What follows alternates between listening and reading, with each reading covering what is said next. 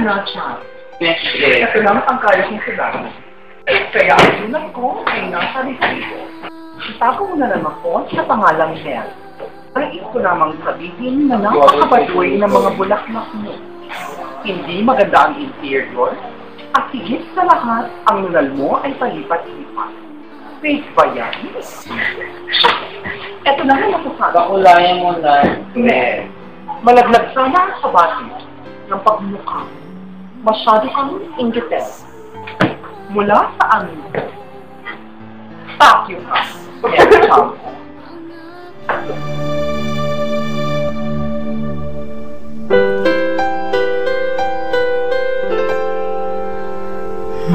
Hindi ka maaaring tumalaan.